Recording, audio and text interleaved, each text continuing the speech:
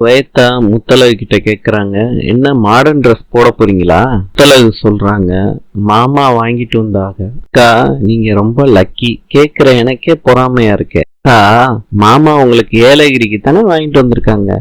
அதுக்கு இல்லையே, மாமாவோட தம்பி எனக்கு ஏலகிரிக்கு போடுறதுக்கு புது ட்ரெஸ் வாங்கி கொடுத்துருக்காரு. ஸ்வேதா முத்தழக போட்டுட்டு வர சொல்றாங்க அந்த ட்ரெஸ்ஸ. பூமி கிட்ட அமிர்தன் சொல்றாரு, என் பையனுக்கு வீசிங் இருக்குன்னு, அதனால தானே விட்டுட்டு வர்றோம் அப்படின்னு சொல்றாரு. பூமி என்ன, மீனாட்சி ட்ரிப்புக்கு வரமாட்டான்னு. அமிர்தன், ஏன் இப்படி சொல்ற? முத்தழகு ரொம்ப ஃபீல் பண்ணுவாங்க. இதை விட ஹாட் நியூஸ் இருக்குன்னு, முத்தழகு அன்னைக்கு பதிலா மீனாட்சிக்கு பால் கொடுக்கறதுக்கு வேற ஒரு வாடகை தாய ஏற்பாடு பண்ணிருக்காங்கன்னு அஞ்சலி ஸ்வேதா தானே சொன்னா. ரொம்ப ஃபீல் பண்றாங்க. தென் டே பை டே மீனாட்சிக்கும் முத்தழகும் பாசம் அதிகமாகுது. அண்ணன், முத்தழகு அன்னைக்கு பாசம் அதிகமாகுதா இல்லாட்டி உனக்காகுதானே?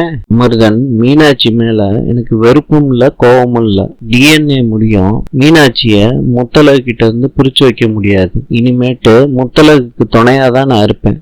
அப்பனா அஞ்சலி குழந்தைய நீ ஏத்துக்கிட்ட மாதிரி ஆயிருமா என்ன? அமிர்தன், என்னை யாரு நம்பணுமோ அவங்க எல்லாம் நம்புறாங்க, எனக்கு அது போதும். முத்தழகு மாடர்ன் ட்ரெஸ் போட்டுட்டு வந்துட்டாங்க.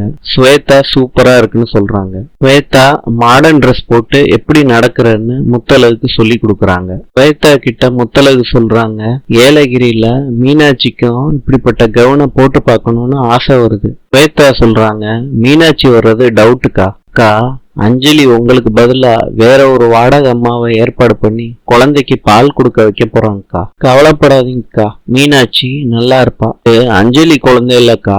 ஏலகிரி ட்ரிப்ல மாமாவோட சந்தோஷமா இருக்க ட்ரை பண்ணுங்கக்கா. தினம் ஆஸ்பத்திரிக்கு போயிட்டாங்க. பேஷண்ட்ல கைய கழுவுறாங்க. இப்ப டாக்டரை பாக்குறதுக்கு பத்மாவதியும் அஞ்சலியும் வந்திருக்காங்க. தினம் பார்த்துட்டு அங்கேயே நிக்கிறாங்க. முத்தழகு, நாளை பார்க்கலாம். இன்று ஆப்கானிஸ்தானின் தலைநகரம் காபூல். நாளை சந்திப்போம்.